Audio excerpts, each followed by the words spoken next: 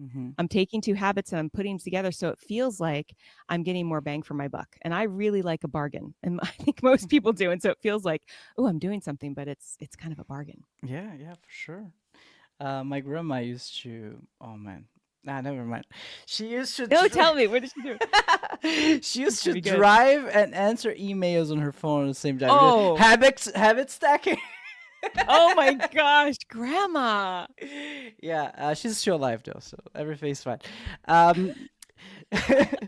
Elizabeth, so I need to ask you, right? Because we touched on the subject a couple of times. What is homesteading? What is that? What is it? Well, in America, there was a series of laws. So there's traditional homesteading and modern homesteading, which is what I do and what my book talks about.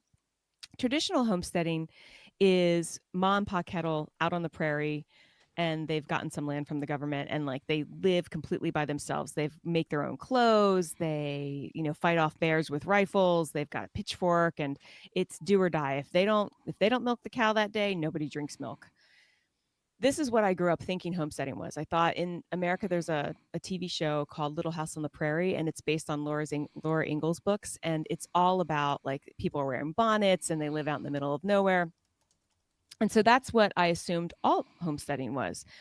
But the modern homesteading is a mindfulness practice. So we're taking the gifts that we've been given from traditional homesteaders, and a lot of times the way that they got homesteading, the reason they were called homesteaders is because back in 1862 we began, as a federal government of the United States, granting federal land to private owners. So a lot of the rich got richer, but there were a few lucky ma and pas that were able to get 40 acres and a mule, and that's where they started building their life out west. Typically, I think the last homesteader was in the 70s or 80s in Alaska.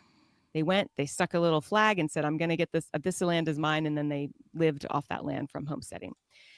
So that is not what I'm doing. Modern homesteading is this mindfulness practice. It's a mindful way of living. It has a lot to do with some of the other mindfulness movements, like what's the one that I'm trying to think of it? Minimalism. Like everybody's Mm. like less is more, less is more, less is more.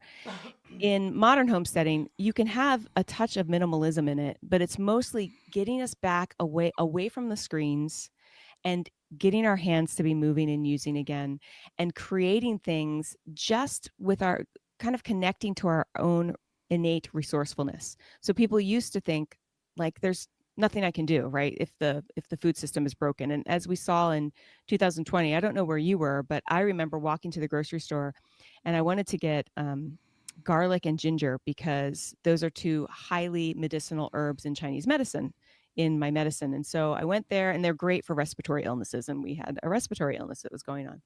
And when I got there, it was not available. The shelves were empty. And I thought, oh, this is troublesome, because I had only heard stories of communism and post-war and wartime life from my mom, who was a child during the Second World War and immigrated to America, and my grandparents. Like they knew what it was like to have famine. I had never experienced it in America. And so when I saw that, it was almost like some of my DNA, my genos kind of turned on. And I was like, oh, this is trouble. So I came home. I told my husband, I don't know what we're going to do. And he said, well, why don't we just try growing some of our own food? And I thought, the prescription to anxiety is action. So, okay, I'll try growing my own food. And so I started growing my just little bits in my suburban, mostly cement backyard. It's a pool with cement around it. And I just started growing a little bit of mint, basil, tomatoes. Those things grow really easily here. And then I started, my scientific brain was kind of interested in fermentation and how you can take your tomatoes that you made in the ground and you can now ferment it and, increase the vitamin content by 10 and increase the bioavailability, your ability to absorb it, increase it tremendously, and heal your gut microbiome, which is then going to protect your immune system from said viruses. And so every time I started looking online about how to grow your own food, how to ferment the easy way, because remember, I have the 3-step rule. I don't do anything more than 3 steps. every time I went on, I would hear like, well, I'm a modern homesteader. I'm like, what on earth is this homesteading thing? And then I realized that I was actually a homesteader by accident. So when we talk about homesteading, there's many spokes of the wheel. Some people will say like, I make my own sourdough bread. I've never made my own sourdough bread because I have a baker at the farmer's market that makes incredible sourdough bread. But my neighbor doesn't ferment, so I often give her my ferments and she'll give me some of her produce that she's grown. And so in that way, I'm building this community just within the suburbs through farmers markets, other gardeners, and other people that want to do traditional skills. And I will say it's a form of moving meditation. It's incredibly helpful for my nervous system. And I am not off grid. I'm not in a rural area. And in my book, I even talk about how to do this in an urban area where where you live in an apartment and you don't have a yard. There are steps that you can take just to be a little more connected to your food, a little more connected to your daily way of life. Because I think as you were talking about the simulation, even if we're not in a simulation and this is all real, we are in a simulation because when you sit down, especially in my 20s, I'd come home from work and I would sit down and I'd watch some TV show and they became my friends. That's a simulation. They're not my friends. The stars from that 70s show have never met me, except I lived in LA, so they were close proximity, but they're not my friends. And that is a simulation. When you are going to the farmer's market and saying hello to your farmers and getting to know them, suddenly you're stepping out of that simulation and you're having real life experiences. Yeah, I love it. I absolutely love it. Um, it's, like, I think if you ask 100% of men, they always say that they have this wild dream of abandoning society, going to the woods, build a cabin, and become a hunter and live Yeah. out of nature. It's Mm-hmm. just part of our DNA. Mm-hmm. We're not built to be locked up on offices the whole day, like with our shrimp hunch in front of the computers. That's not how things are supposed to be, but that's how they are, That's unfortunately. right. And I have this theory that we all need it's part otherwise we all need just some type of connection to nature in order to Mm. stay sane, in order not to go crazy, because uh it's who we are. We are part of nature, like either you have a cat or you have a dog, or you go for a walk every now Mm-hmm. and then to nature, or you're more into homesteading and you like to cook more. I've like you're describing. I think it's part of who you are. All need some type of connection to nature in some way, or in order to stay sane. And I really like homesteading. It's beautiful because it forces you to have this type of connection. And you said it reduces anxiety. I need to try it. Yeah, Yeah. absolutely. And it creates connection to your community because I think that Yes.